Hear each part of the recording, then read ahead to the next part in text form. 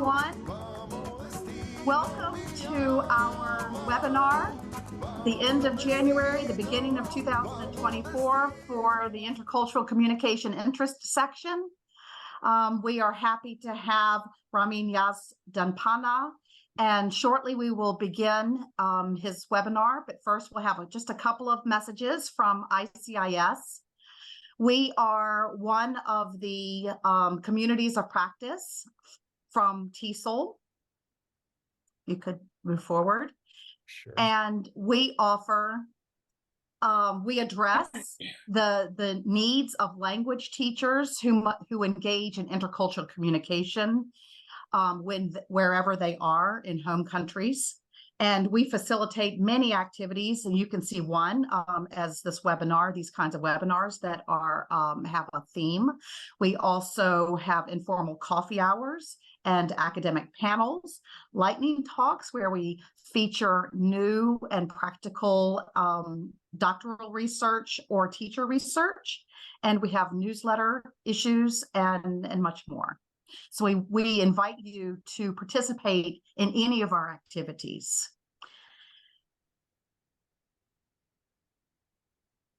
You can go down there. There you go. So if you would like to become a member of ICIS and you are not already, first you must join TESOL, and you can go to My TESOL and join ICIS. Any participation in a community of practice is free. We also have several social media platforms that we invite you to participate in, and you can see them there. I've also posted them on the chat. Some of our upcoming events. You could go down to the next one, Ramin. So we have some upcoming events, and the next one after Ramin's talk today, the next one is lightning talks. And the lightning talks, as I mentioned, is an opportunity for PhD or master's degree students to present their research in a quick 5-minute talk. We also have new researchers and teachers sharing their work. If you're interested or you have friends who are interested, please ask them to submit by February the 7th to the link that I just posted. We also have coming up a coffee hour where we will talk about pre-convention highlights. And then the TESOL convention, where we have 3 presentations that ICIS is conducting. So finally, let's get to our featured speaker. And I would like to introduce our speaker with a bio. So Ramin was raised in a Cuban-Iranian-American family. And Dr. Ramin Yazdanpanah has an intimate appreciation and love for diverse languages, cultures, and communication. Ramin, also known as Dr. Yaz, earned his doctorate from Florida State University for his research on developing intercultural competence through collaborative intercultural exchange. He has over 20 years of experience as an English language teacher and teacher educator. Ramin is the founder of Full Circle Language Learning and Teaching. Ramin is passionate about cultivating communities of teaching practice and sharing his experience and expertise in English language, teacher education, intercultural communication, instructional design, and TESOL program development. Along with his academic work, Ramin also performs with the Maharaja Flamenco Trio, entertaining and educating audiences through music performances and workshops. A true global nomad, he currently lives and works in both the United States and Turkey. And today he hails from Turkey. Thanks for being with us, Ramin. Thank you, Leslie. Thank you for that introduction and for all that you do for our interest section, intercultural communication interest section. Really, you do a lot, and we really appreciate what you and all the other leadership does. So thank you. It takes a lot of effort, collaboration, time, unpaid time to put all this together. And so, but it's obviously for the love that we do it for. So if you could just share with us where you're joining us from in the chat. I know some of you have done that. If you came in a little later, if you can share that as well in the chat. And and just to kind of see kind of where we're all connecting from. I'm coming right now from a hotel room in Ankara, Turkey. Ankara is the capital of Turkey. I don't live in Ankara. I'm here on some business, but I get to be here and connect with you all still. And so I'm just looking here. We have France, we have Virginia, USA, we have Alabama, USA, Algeria, very cool. San Antonio, Texas, Vietnam, excellent, excellent. Denver, Colorado, Philippines, the UK, we're worldwide. So amazing, amazing. It really is something special that we all can connect across time and space, literally. And it's nice that we're coming here together to support our learning, our professional development, our growth, so we can support others as well. I just want to wish everyone a happy solar new year, as well as what's coming up, right? A happy lunar new year for those, for example, our friend here in Vietnam.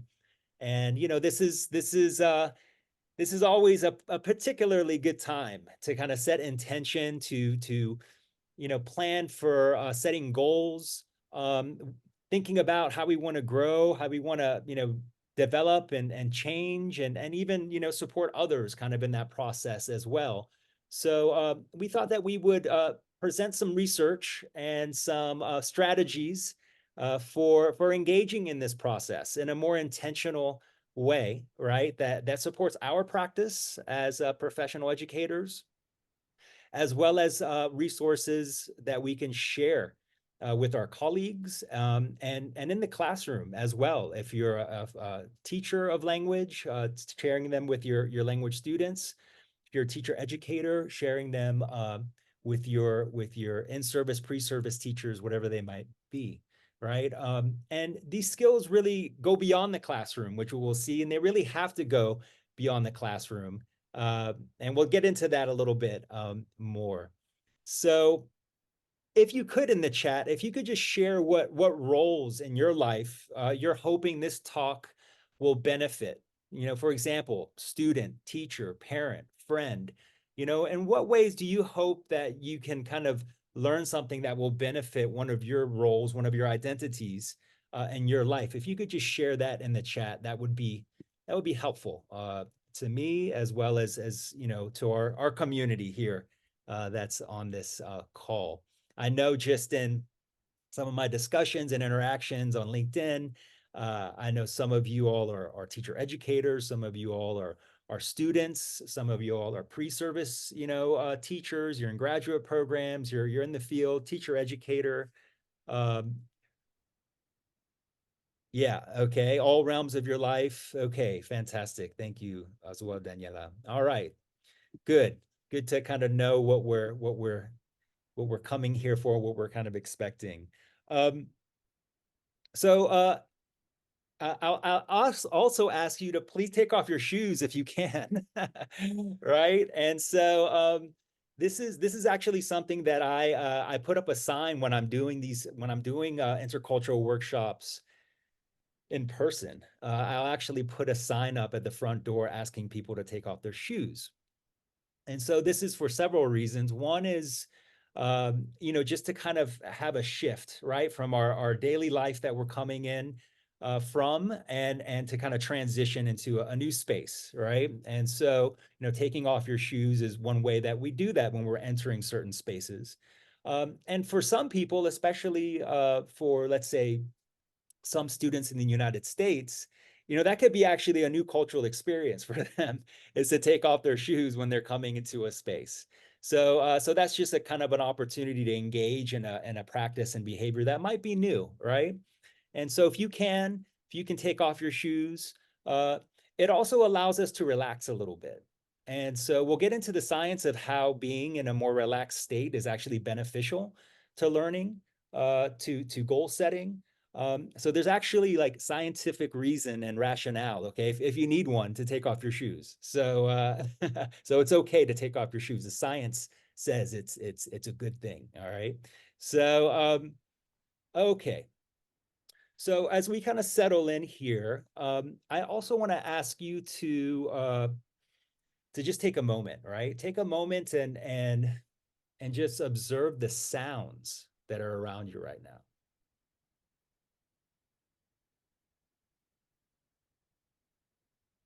All right. So what do you hear? And if you can type in the chat just one or two things that you might hear. Right now I'm hearing the air conditioning and some traffic in the distance. Okay. All right. Pretty interesting, huh? That's those sounds were always there, but we kind of had to bring our focus, right? Our attention to those things. And maybe if we can just take another moment and just listen. And maybe you can just share your initial kind of reaction or feelings about those sounds, right? Would you describe them as being generally positive, negative, or neutral? So if you can just write positive, negative, or neutral in the chat, that would be helpful as well. Oh, that's nice, Amina. All right. Okay, good. Okay. All right, I'm reading the chat here. Negative barking dogs. Yeah, when I first heard the sounds out here, I was like, we can hear the traffic. We need to change rooms. What is this? So yeah, okay, good. So here we are, we're engaging in a little practice of just being mindful, right? Mindful of the space around us, as well as like being kind of observant of our own feelings, of how we're feeling about in this case, the sounds, our environment. All right, we'll get into this a little bit more, but just wanted to kind of apply that activity here in the intro. Okay, so a bit of overview of what I'd like to talk about today, and I'm trying to be mindful of time. Of course, you know, I'm an educator, so we're long-winded, right? So I got to be mindful of the time and make sure we can get through as much as possible. I also have a lot of resources that I would like to share with you all. But really, you know, supporting learner autonomy is central, right, to my role as a teacher and as a teacher educator. I mean, it's really the heart of learner-centered teaching, you know, and it's just the reality of, you know, the limited time that we have, you know, with our students.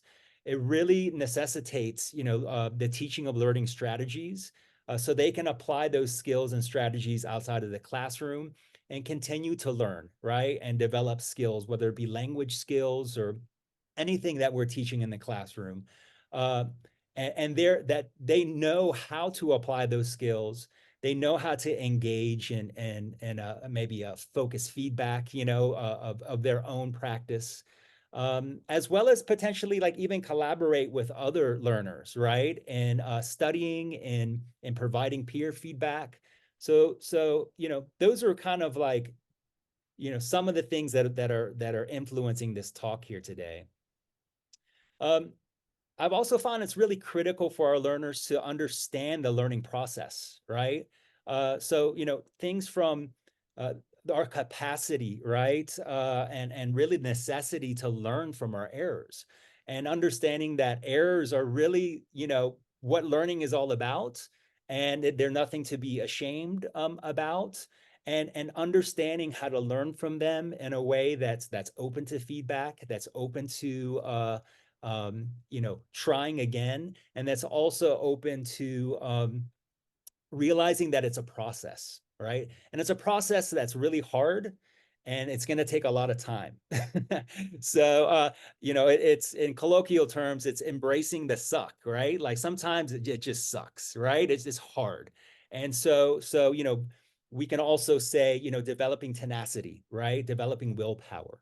These are also aspects of learning that are really critical to persistence and learning that really, you know, is what it takes to learn something to a high degree.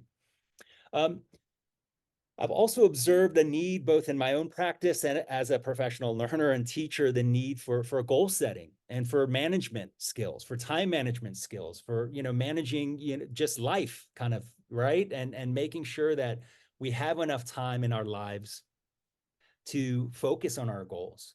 And so that's also an aspect that's influencing this talk here today. And I think that's really something that we as educators who are facilitating education also need to consider, right? And to implement explicitly and intentionally in our classes.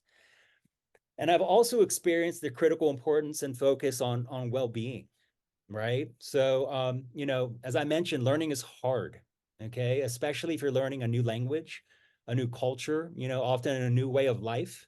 All that stuff's really hard, right? For those who haven't tried it, it's tough.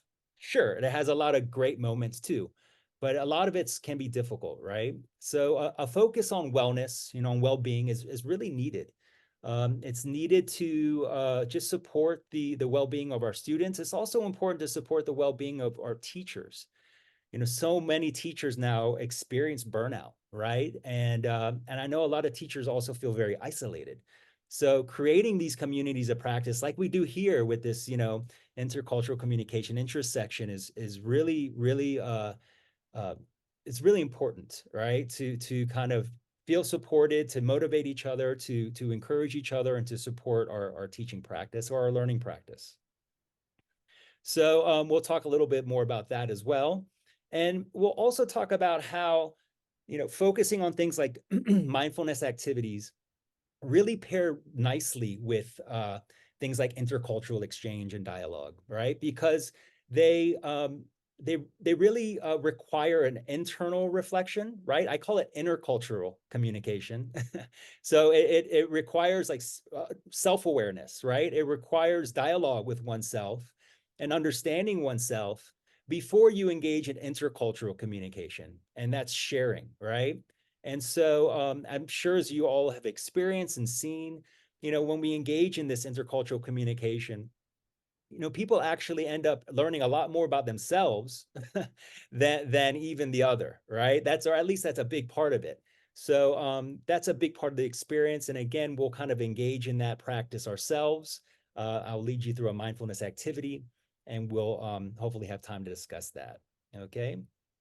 And then finally, I'm going to share with some tools and some strategies where we can kind of take, you know, create goals and then actually put them in action with a plan, all right, with a schedule, okay, with daily kind of practices and habits that develop a process for us to actually reach our goals. It's one thing to say, oh, I want to do this, or I want to do that, or I plan to do this, and I plan to do that. But if you don't have a plan, right, if it's not on the schedule, it's not going to happen. So that's just the reality of it. All right, and so I will share there's this presentation is full of links and resources. I will share the PDF of this PowerPoint in the chat. And so you can click on those links and you can access the resources on each slide, as well as the final slide with a list of resources. Oh, and we will have some time, hopefully, for a little Q&A and discussion. Okay, so really quickly, I'd like to view this short video on neuroplasticity and learning. All right, so let's play. Let me see here if I got it queued up. Here it is. All right, let's listen to this video. Grab your popcorn. Not so long ago, many scientists believed that the brain did not change after childhood. Can you all hear that? Yeah. Good. That it was hardwired and fixed by the time we became adults. But recent advances in only the last decade now tell us that this is simply not true. The brain can and does change throughout our lives. It is adaptable, like plastic. Hence, neuroscientists call this neuroplasticity. How does neuroplasticity work? If you think of your brain as a dynamic, connected power grid, there are billions of pathways or roads lighting up every time you think, feel, or do something. Some of these roads are well-travelled. These are our habits, our established ways of thinking, feeling, and doing. Every time we think in a certain way, practice a particular task, or feel a specific emotion, we strengthen this road. It becomes easier for our brains to travel this pathway. Say we think about something differently, learn a new task, or choose a different emotion. We start carving out a new road. If we keep travelling that road, our brains begin to use this pathway more, and this new way of thinking, feeling, or doing becomes second nature. The old pathway gets used less and weakens. This process of rewiring your brain by forming new connections and weakening old ones is neuroplasticity in action. The good news is that we all have the ability to learn and change by rewiring our brains. If you have ever changed a bad habit or thought about something differently, you have carved a new pathway in your brain and experienced neuroplasticity firsthand.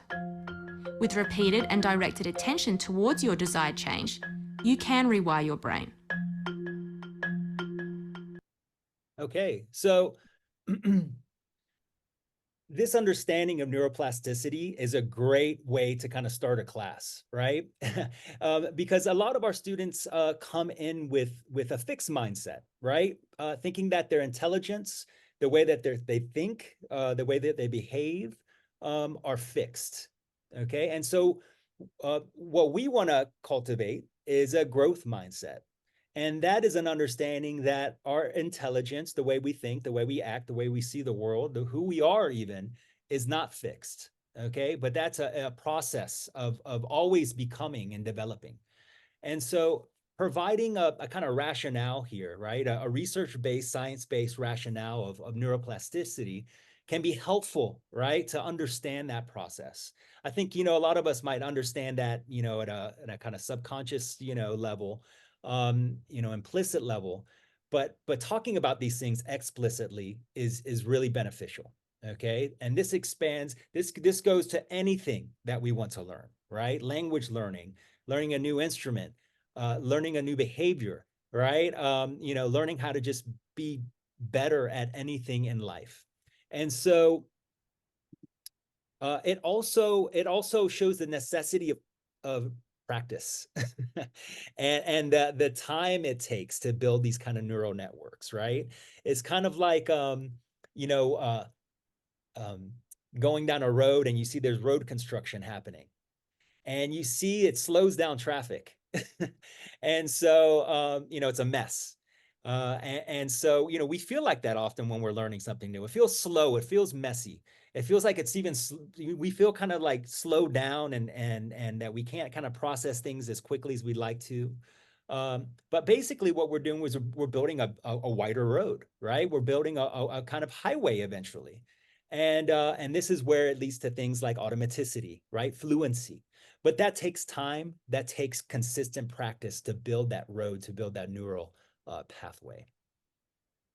And so again, what I like to show, the reason I'm showing this wellness kind of image here is to show that that learning, okay, can be, again, on all of these different aspects. And I like this framework of wellness because I think wellness should be at the center of all of our lives and of our learning, right? I mean, at the end of the day, we're learning in order to have a better life, right? I mean, we're learning language to get a better opportunity, right? Or to connect with people, or to, expand our social networks. We're probably to benefit us financially, right? That makes us feel good. We also do things that maybe take, we want to maybe be healthier, right? And so we'll go for walks, we'll meditate, we'll eat better. And of course, feeling better helps us, emotionally, helps us spiritually, right? It can even help us engage and interact with the environment more, right? And be better connected and stewards of the environment. So I like this framework of using wellness when we're talking about learning and thinking about how we want to learn, how we want to grow, what aspects of our lives, of our holistic kind of lives do we need to pay attention to? Okay, so even if it's like passing the TOEFL test, right, or getting to the university, you need to take care of yourself physically, right? You have to engage socially, right? You have to, like, take care of yourself emotionally. You have to get sleep. You have to do all these things that are going to make you just a better learner. So kind of understanding that, maybe when we do needs analyses and discuss these things with our students, whether they be graduate students or whatever, whoever you're working with, and ourselves, right? When we're thinking about what areas do we kind of need to pay attention to in order to be more just balanced human beings, this could be a good framework, that could be useful. And I use this framework. I have a schedule, and I don't focus on all of them every day. But I think it's nice to have a reference to say, all right, in my week, as we're scheduling our week, what about this do I need to work on here? Do I need to kind of schedule in some more social time, right? Do I need to schedule in some more financial, understanding of things? So this is a reference that that you can utilize, and again, gives us a more holistic understanding of growth, professional development, of just learning. Okay, so this is a protocol that where we can kind of start to apply some of the things that we talked about, right? So we talked about growth mindset, we talked about neuroplasticity, and this is a synergistic mindset protocol. And what this is it's what some researchers have been applying with students. I believe they're at the University of Texas, Austin, and they've been applying this this method in order to help students leverage stress. Okay, so that's what stress is enhancing mindset. So it's taking a look at stress as a natural part of learning, right? A natural part of performance, and understanding that we can utilize those chemical reactions, that cortisol, right, in our body, that adrenaline that comes when we're answering a question or taking a risk, by asking for something in another language, for whatever it is, right? Where it's pushing ourselves beyond our kind of comfort zone, and understanding that that's a good thing, that's a natural thing, that is something that you want to embrace. All right, so that's what stress is enhancing mindset. And so when you can combine a growth mindset, okay, we all have the capacity to grow and to learn. It takes practice, it takes time, it's a process. And knowing along the way, that's where I said embracing the suck, that sometimes it's not going to feel good, right? That sometimes it's going to feel stressful. But when you feel that way, you smile and okay, I must be learning here, right? I must be really engaging in the process, because I wouldn't be feeling this way if I was still like within my comfort zone. So it's encouraging that. Again, we as educators have that responsibility to in our classrooms especially, create opportunities for students to take risks, for them to feel uncomfortable, to get comfortable with feeling uncomfortable, right? So that they can then feel comfortable with feeling uncomfortable outside of the classroom. So this is this kind of approach. It's also addressing that voice in our head that says, I'm not good enough. I shouldn't be here. I'm stupid. Look at everyone else is getting it. I'm not getting it. I shouldn't be here. There's something wrong with me. I'm never going to get this. Okay. We all have that voice in our head. And so it's about developing another voice, right, in your head that says, hey, you know what? It's okay. That's natural. That's totally part of the learning process, right? You got this. Okay, let's do this. And so, giving yourself, being able to kind of like form this dialogue, this internal dialogue, and being able to address those voices in our head that we all have, that aren't confident, that do have a lot of doubt, but understanding then that, hey, look, the science says that this is exactly what's going on when we're learning something new. This is a natural part of it.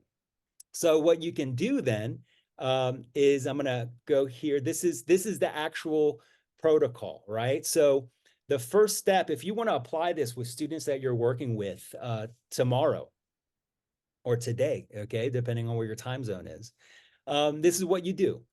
The first thing you do is you reflect and recall. So you have a discussion. When was the last time you experienced stress while learning? So if you could put it in the chat, when's the last time that you experienced stress when you were learning something? This could be learning something new, or it could be learning something that like is pushing you, right, beyond your current kind of level of comfort. All right. So if you can just kind of put one word or one short sentence in the chat of when was the last time that you experienced stress while learning something. I'll take a sip of water while you're doing that. All right, and then what you do, the next step, is you discuss neuroplasticity. All right, just like you don't even have to discuss it if you don't want to. You can just play the video, okay, that I just showed you, and then talk about neuroplasticity. All right, so you're just understanding, you're setting this understanding of growth mindset, our ability to kind of continue to grow no matter what age we are. All right, and I'm just reading here some last week. Yes, okay, experiencing a lot of learning French, where I need to use French. Yeah, okay, so you can see that we experience it every day. I want you as educators to talk about that, to share that, okay, with your students. And because a lot of times, you know, our students look to us that we don't experience this. And I tell you what, if we're not experiencing it as teachers, there's something wrong. We should be experiencing that, right? Because in this way, we're engaging in the learning process, and this develops empathy, okay, that we have for our students. And now the third is reframing. So just as I said, discuss how stress is natural, necessary, and part of the process. Okay, so what's really interesting, very recent research is now saying that if you really want to grow, you do things intentionally that are difficult, that you don't want to do.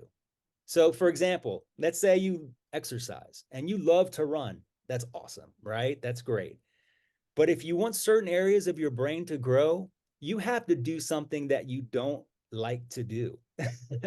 Okay, so maybe that's getting up to run at 5 in the morning when it's cold outside.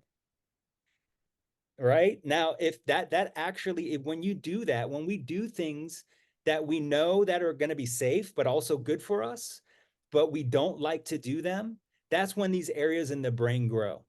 Okay, not when we do things that we're still doing them, but we enjoy them. Okay, those areas of these areas that I'm talking about, the brain don't grow. And actually, what I'm referring to when you go to the link here, when you click this link, how to increase your willpower and tenacity, is a podcast that goes very deep into this. It's with Professor Andrew Huberman, who's a neuroscientist out of Stanford, and the whole podcast is about this. Okay, but the research is showing that, you know, doing things beyond your kind of comfort zone is when these things, parts of your brain, grow. It's kind of like, I've heard this Muhammad Ali quote where he says, you know, I don't start doing push-ups until I can't do push-ups anymore. So those are the only ones that count. Right? That's the mentality, right? That's the mentality. And so what tends to happen, I think, is because our brains are really there to protect us, right? To keep us in our comfort zone. And so we have to hack, okay, that, and say, thank you, brain, but I'm going to go beyond my comfort zone. I'm going to do something that's uncomfortable, and it's going to be okay, right? And so with this, we build willpower. We build tenacity. Again, it's not always going to be pleasant. So that's something to discuss with your students, that you are going to do things, and you should do things. And eventually you should learn to love to do things that suck, that are uncomfortable, right? Again, that's a signal that you're pushing yourself out of your comfort zone. And the final thing that's really important, especially for us as educators, is to praise and reward the process and not only the product. because learning is a process. And when we just reward or praise a grade or a job well done on a test, okay, or even like an assignment, that's great. Of course, you know, we're going to do that. We should recognize that. But we also have to remember to praise the process. So, wow, good job. You know, I can see how every day you're coming to class. You're here, you're showing up. Every week you're submitting your journal, right? Every day you're spending, you know, 30 more minutes outside of class to do some, you know, extensive reading, right? I see you practicing your vocabulary, you know, with your peers. You're going to kind of going beyond, and you're doing that consistently and persistently. That's praising the process. And so that's also an aspect to discuss with students. It's about the process, okay? And it's about loving the process and designing the process, because you know when you're engaged in the process, the rewards come, okay? They just come, right? They just come naturally, all right? It's all of a sudden you can do this or you can say that. So this is the protocol, the synergistic mindset protocol that you can apply with your students immediately and with yourself as well. Okay. All right. So now getting to mindfulness. Okay. So mindfulness, and I really like this definition of mindfulness. This is a definition by Jon Kabat-Zinn, and he's an American professor emeritus he's of medicine, okay? And he's the creator of the Stress Reduction Clinic and the Center for Mindfulness at UMass Medical School, okay? So Jon Kabat-Zinn has really been responsible for taking a lot of philosophy and principles from Eastern cultures and applying them kind of, you know, in Western contexts.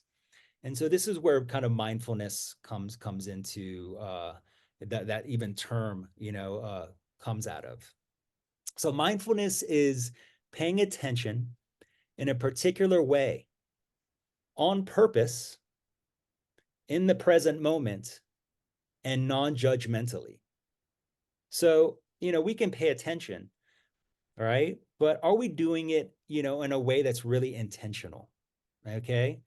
Just like what we did when we were listening to the sounds around us. And also, we're doing it in a way that's not judgmental. That's also a really important part of mindfulness. It's also a very big part of intercultural communication, and where we want students and we want individuals that we're working with to be good listeners, right? And so it all starts from being a good listener, being empathetic listener to yourself. Because if you're, you know, really judging yourself, if you're harsh to how, you know, yourself and how you're thinking and how you are, and, you know, how your kind of learning process, you know, how are you going to react to the rest of the world? So it really starts with internal dialogue. So I would say, you know, paying attention in a particular way on purpose to yourself, okay, non-judgmentally.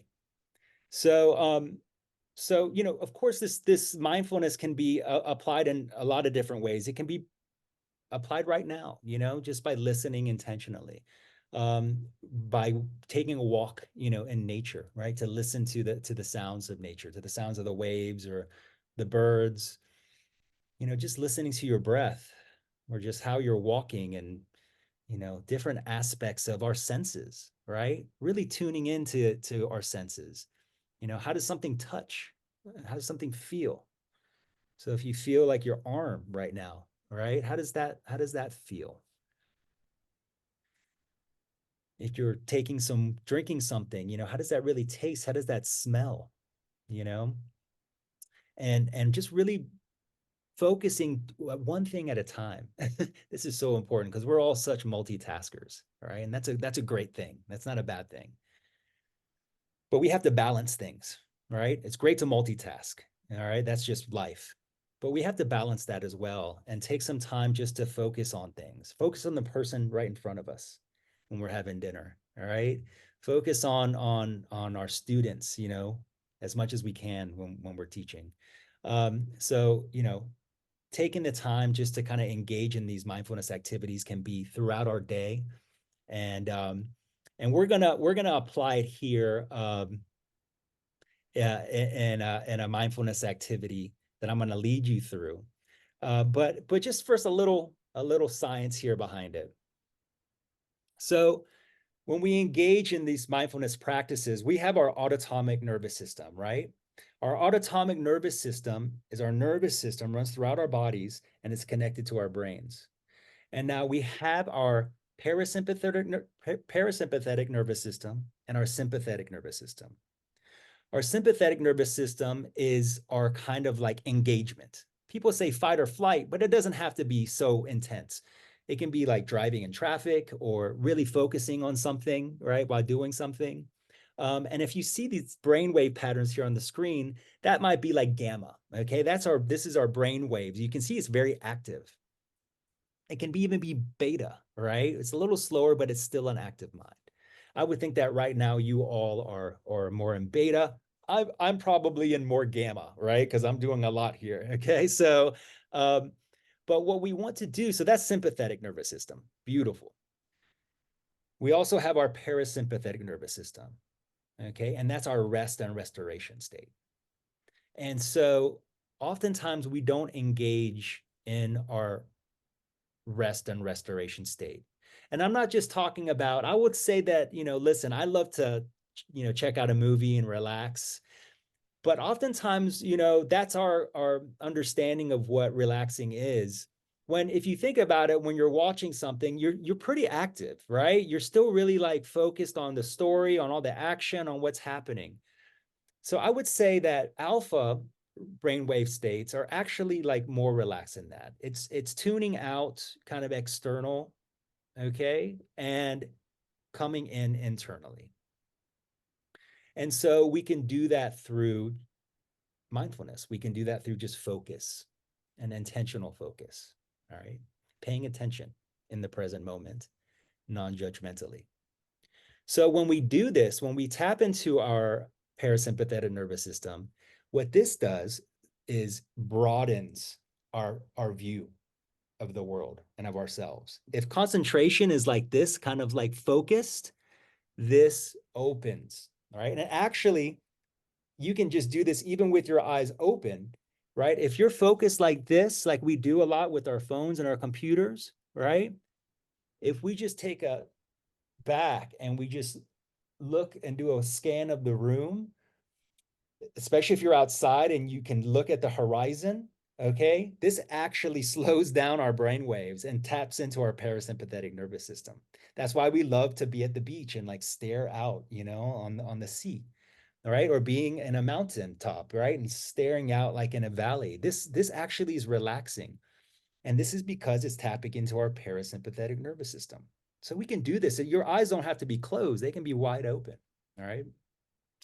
So this is what we want to engage in. This is what we can facilitate very easily for ourselves and with our students when we want them to be creative, when we want them to like think creatively, think critically, think of setting goals, think of how to apply what they're learning in their lives, right? All these things that are so important. And we can engage in these mindfulness activities before a journal activity, for example. So oftentimes we want to like throw our students in there when their kind of brain waves are very active and busy. We need to transition them, right, from that sympathetic state to a parasympathetic state. It takes 5 seconds really to do that. And so what also happens is that even when we can engage in these mindfulness meditative states, what happens is that even when we're in beta or gamma, we can still be in those states, but in a more calm and focused way, right? So we can be in higher stressful situations and still be centered, still be present, and not allow kind of our emotions to take, over, our stress kind of to take over. So that is a spillover effect from doing these kind of mindfulness meditative exercises. All right. So as I mentioned before, this is a model that I've been working with. We're familiar with this like culture is an iceberg, right? Image here. But I think it also has to do with like internally within us, right? So, engaging, in internal dialogue and intercultural communication, is really the first step before engaging in intercultural communication. And this is a thought that I had before a workshop that I was applying this in, and I, when we improve and our ability to understand, communicate, love, and lead ourselves, we improve our ability to do that for others as well. So this is for a global leadership program where I was applying some of these approaches too. And, before we lead anybody, before we, try to communicate and engage with anybody in a leadership kind of way, we have to make sure that we're leading ourselves in the same way that we want to kind of lead others, right? So I want to invite you to engage in this activity now. All right. So this is an activity here that's allowing some intercultural communication and reflection on our identities. So I want to invite you to do this. All right. If you're in a place where you can relax, you can sit just back, right? If you want, you can lie down, you can have your eyes open or closed. It's up to you, but I encourage you to participate in this. Okay. All right. So just take a deep breath.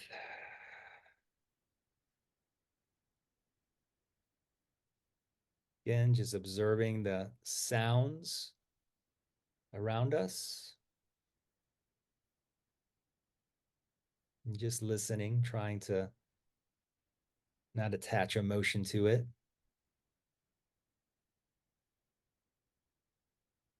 Bringing that awareness now to our breath and not trying to breathe any particular way, just observing how we're breathing.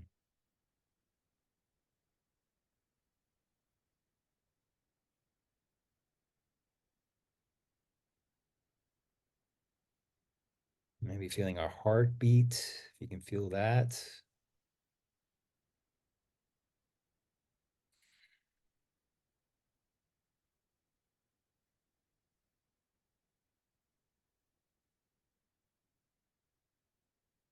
Bringing our awareness to our feet, just feeling our feet, our legs, feeling our legs, bringing any kind of movement there if you need to relax or release any tension. And moving that all the way up to our shoulders, our neck, our face. Open your jaw, just again, release any tension that you might feel in your arms and your wrists and fingers.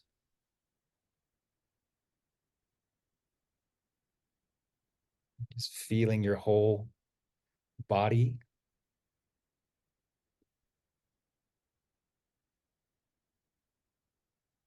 And just stay in this space here. If your eyes are closed, leave them closed.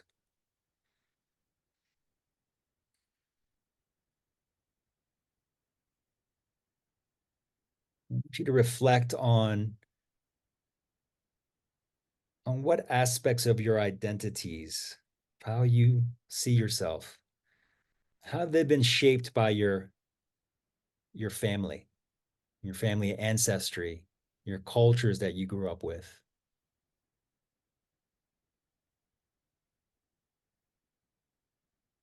Again, recognize those, honor those aspects of yourself. Just try to observe them non-judgmentally.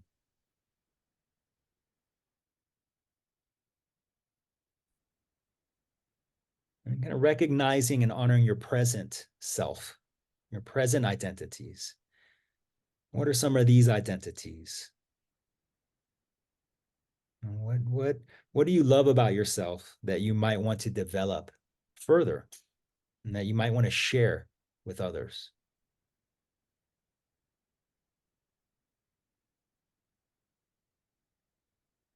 Again, the first thing that pops up is usually what you need to focus on. And finally, recognizing and honoring what you're learning, how you are developing, and what you're becoming. What is this? What is this identities, or what are these identities? Does this identity align with your past or present identities? If not, it's okay. Just be aware of this if this is the case.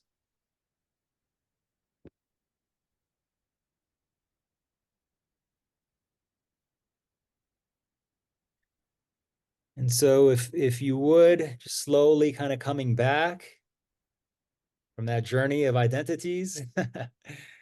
And you can write down on a piece of paper. You don't have to share that if you don't want to, but I would like you to write down how you identify of how you're developing, right?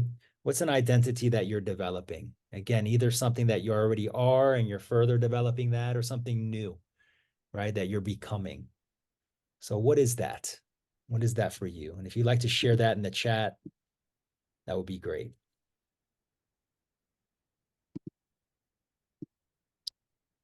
Okay, so I'm just going to go through a bit here because we don't have much time, but I want to show you how this is how you can go from that internal to then an intercultural exchange, right? So that from the intercultural reflection to this intercultural exchange.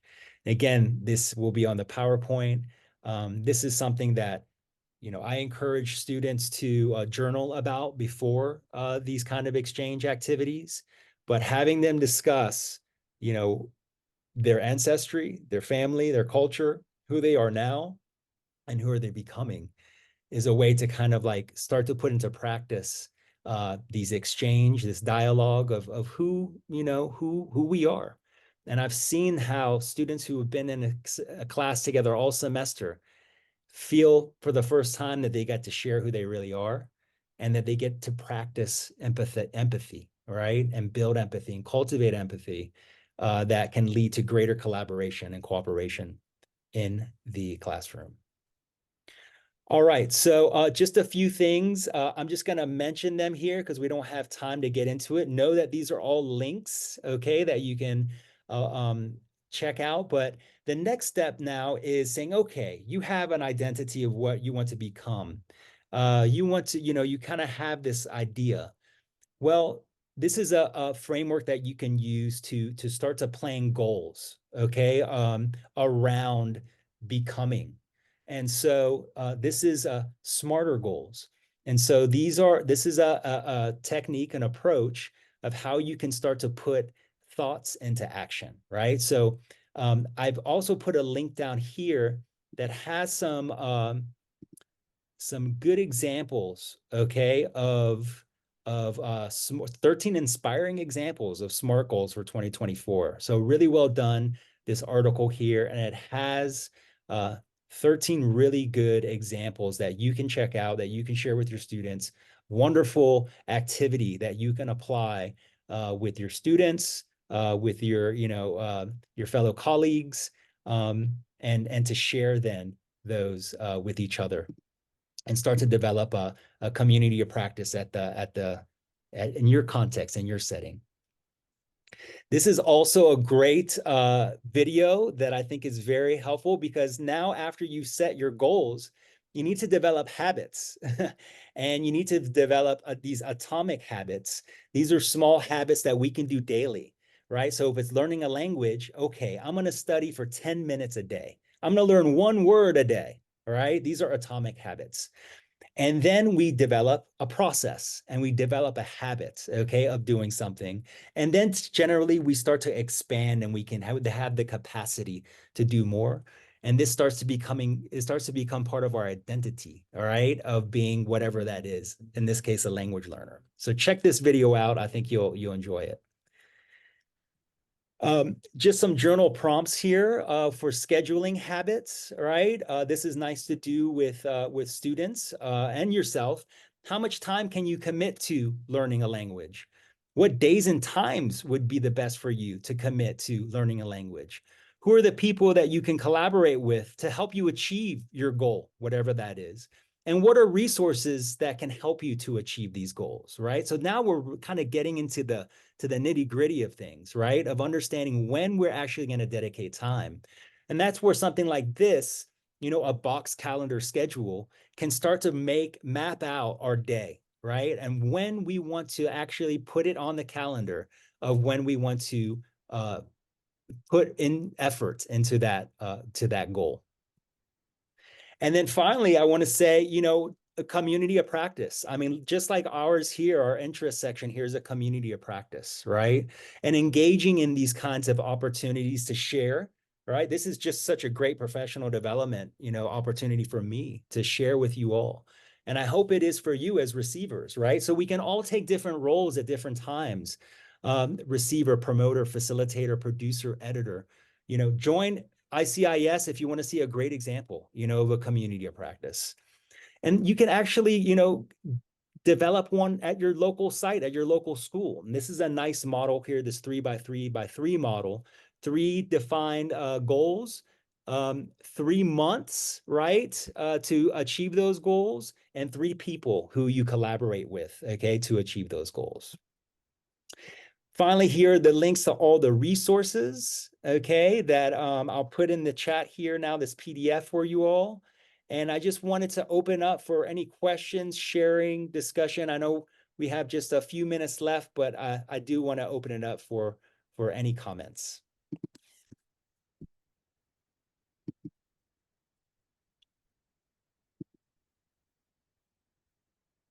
You're welcome. Ramin, thank you so much for this. And there are some comments in the chat. I'll give people an opportunity to speak up on their own. And if not, I can highlight a couple of those for us. Please do. Please do. I just put the PDF in the chat as well. I encourage you to, again, to join ICIS, if you need someone to share your goals with, your SMART goals, feel free to send them to me, okay? Really, you don't have to feel like you're alone in this process. It benefits you, it benefits the person that you are collaborating with and sharing your goals with as well. So I extend that invitation if you want to share any questions, ideas, goals with me. You're welcome, everybody. I hope Ramin, that. I have a question. Josie, did you want to ask a question? It wasn't a question. It was just a thought that I really appreciate all of the information and how you presented it. It was very succinct and very palatable. It was easy to, but there was a lot of it, and it was all really good. So that was, yeah. Thank you for that. Thank you, Josie. Ramin, I do have a question. I have wanted to use these kinds of mindfulness practices with students. And the one time that I was playing a student and somebody went through this with me at the very beginning, like a 5-minute exercise. I ended up getting really drowsy with that instead of, I think, going into a place where I was going to participate. And so I'm wondering, is there a way to avoid that? I think that is it's a right approach to every class, but I don't know if that is a byproduct of like drowsy, meaning like sort of sleepy. Yeah, I hear you. Yeah, I think you probably needed some rest, Leslie. and that's good. That's part of the whole wellness aspect of it too. Yeah. And I've done this with very high performing students who have a lot of stress on them, and they put a lot of stress on themselves, and they just feel it. And just going through that activity was restful, and they were so appreciative of just being able to chill out, and just let go and rest. Like, it's okay, and so this isn't something that you should just do once, you know, it's something where you should do it consistently, right? And so it should be something where, sure, the first couple of times maybe you feel that way, but then you're like, okay, you know, I'm used to this now. And then you're able to kind of stay more focused, and your brain waves don't get down to that, you know, too slow, right? You're still able to stay engaged. And so maybe that's something as a facilitator that you might, if you see that, you can say, okay, everybody, let's stay engaged, right? Or keep your eyes open. Again, you don't have to have your eyes closed. You don't have to have the lights down. You can do this with eyes open, right? And it can just be on like focusing on something specifically. Again, it has that same effect of stimulating our parasympathetic nervous system. So yeah. I'm just going to add a few words connecting to what you said, Dr. Ramin. And this is for Leslie. So just to say that from yoga classes, you know, in the Savasana end of it, where you are relaxing, I remember a yoga teacher saying, you know, when someone fell asleep, you know, because a few people would fall asleep. Usually yoga classes were at night, and people that go often are. And like in this area, in this class right now, we see like high performing people that are trying to make the most of their lives and seizing every opportunity. So it is a kind of note of forgiveness that, yeah, if you fall asleep or you feel drowsy, it probably is because that is exactly what your body needs right now. So we Exactly. can't always be on. Exactly. That's right.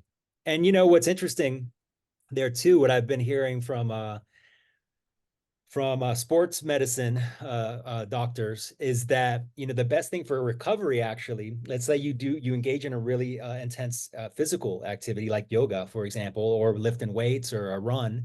The best thing you can do for recovery is do the exact opposite of that. And that's just like laying down and in savasana, for example, right? And just laying down, meditating, just laying still and relaxing for 5-10 minutes, right? So oftentimes, you know, every action needs like an opposite kind of or equal reaction, right? So it's the balance that we're saying here, that we're trying to promote, and understanding that we need this kind of balance, you know, to be the best learners, to be the best performers, you know, whether that's a student or a teacher, a professional, whatever it is. You can't ignore, you know, these other aspects of ourselves, because actually that's counterproductive. So, you know, applying them in our classes, and also, you know, developing that kind of skill set and those strategies and that mindset with our students is going to be beneficial to them in our classroom and beyond.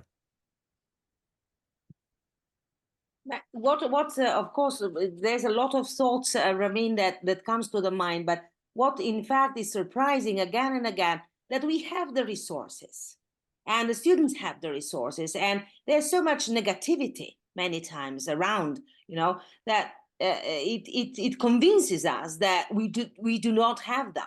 Okay, for example, with the parasympathetic, okay, brain lab, we have that, we have it. Okay, and so it's amazing, you know, that we have to just rediscover and push away, I think, probably also the mentality of results. For example, you know, when you are on teachers' reunions, for example, in schools, I mean, it's only about results. It's never about the process. It's amazing. That's right. That's right. And so that's something to bring up, right? In those you know, the reunions with teachers, is understanding the process. And this is true for teacher performance too, right? When it's just on performance and it's not the process, that's actually counterproductive. Okay. So you know, how are we giving feedback on the process of teaching, right? And the process of professional development, on continual professional development. So that goes, you know, there too. I also want to say, Barbara, that your words also remind me of, you know, we tend to go towards convenience, right? And we're actually sold convenience. And so we give up a lot of our capacity for convenience. And so, you know, no one knows us better than ourselves. No one knows our setting and our needs and our context better than ourselves. You know, the answers for so much of what we seek, right, is within us, but we have to allow the time and the space for that conversation. We have to allow the time and the space for that revealing to happen. Mhm. And we have to also allow the time and the space for those conversations to happen, right? So instead of just going to ChatGPT, or going to the internet, or whatever the case might be, of course, those are great tools, that we can leverage, but you have to be careful, okay, of what you give up, in that process too. And so, having students, I would say, try to answer questions, try to find solutions, before turning to the technology is a skill, right? That's going to actually set them apart from others. Okay. Because, so many other people are just going to go straight to the technology without thinking critically, okay, about what's needed in your own context, right? In your own setting, what you need, what the people around you need, and how they're going to respond, especially when we're talking about culture and identity. All right. These are things that we're built for this. We're built to sense and see things, and understand people verbally and non-verbally, pick up on cues, and also discuss, have these conversations, so that we're able to create solutions, right, that are for the well-being of everybody involved. And so that's another aspect of this that I think it's really important, especially in the West, where we tend to be very like individualistic. Think about this more in collaborative terms, okay, in cooperative terms, in holistic terms, not putting ourselves in the middle, all the time. How is this going to be beneficial to me? But how is it going to be beneficial to the group, the community, right? The world, the environment. And so, thinking in those kinds of different perspectives too is going to be so beneficial, because it allows us to get ourselves out of the middle, out of the center, that it's not about that. It's all about collaboration and cooperation, right? And so once, students can realize that, then they're just better team players and just better, people, right? So, yeah. Thanks. Yes, Dr. Amina. Hi, Ramin. Can I just quickly say, from an early career researcher perspective, and also from a student perspective interested in the field of intercultural communication, I think many of these profiles are with us today in the audience. So just the concept of intercultural has shook me, to be honest, because I have worked with intracultural, and I understood it as being conceptualized learning about the self and the other within the culture that we would categorize as being the same, whatever sameness means. So the intracultural made sense to me.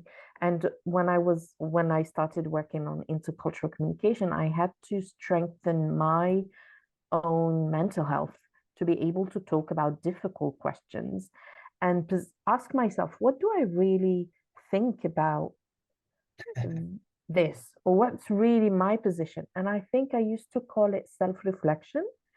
And that's the methodological term that I used in my thesis, talking about what is my positionality and my reflexivity towards issues regarding gender inequality, or issues regarding, race and ethnicity and discrimination related to identity, and how it affected me personally.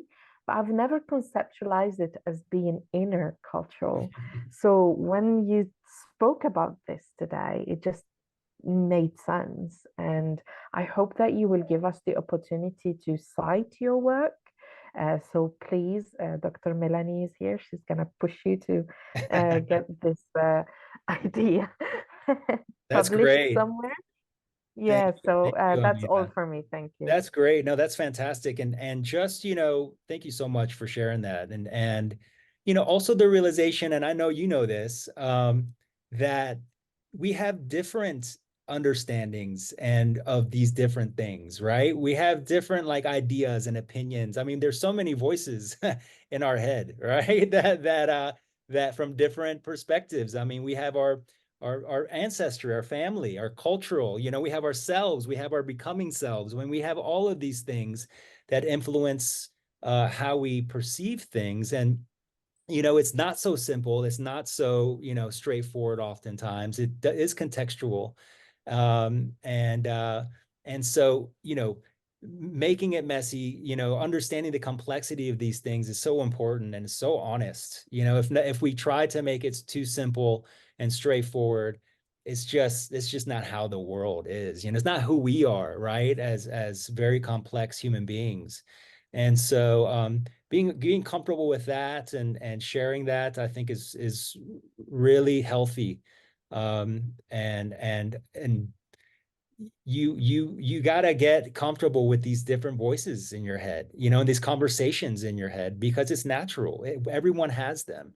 And so having the space to kind of discuss that, normalizing that, and knowing that we're all kind of figuring it out. No one has the answer, to anything. We're just doing the best we can.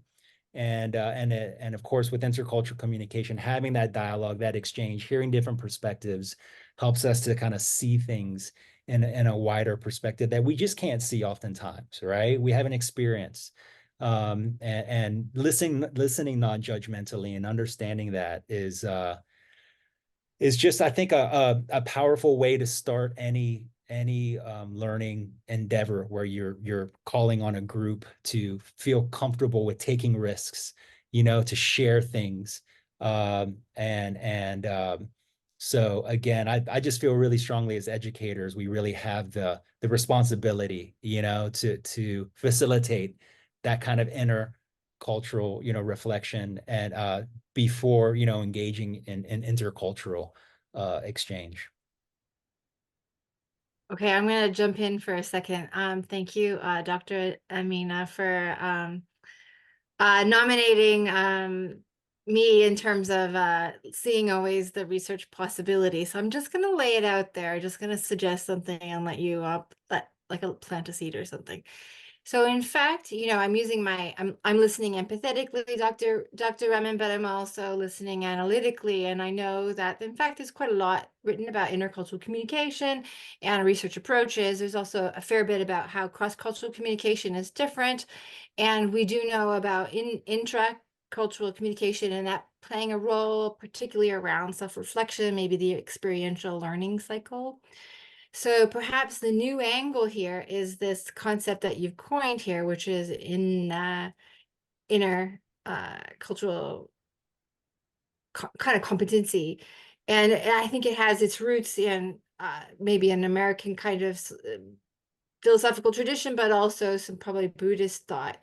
So I think that there's a space for developing this, so you can talk about it in terms of the theoretical roots for this approach. And I think it exists. It would take a lot of maybe digging deep to see who are the scholars that you germinate to, but I think that's a good paper. Thank you, Amina. Great. Let's collaborate on it. I just submitted an article to Nicole. Thank you, Nicole, for being the newsletter editor.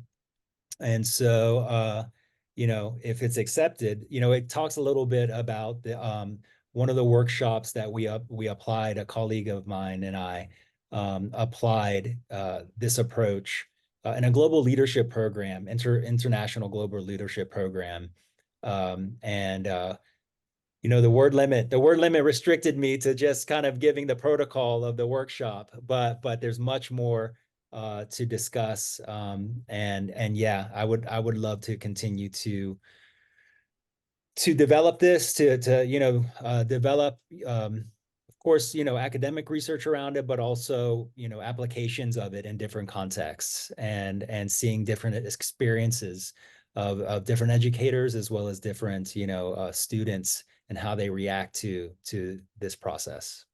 So I would love that. That's why I'm doing it. I want to connect with you all, you amazing people, right? This is what we're here for, is to share what we're doing, what we're passionate about, and all come together, utilize our, it's like Voltron, right? We're all utilizing our superhero skills to create something way better than any one of us could do. So that's what I'm all about. That's why I love being a part of this interest section.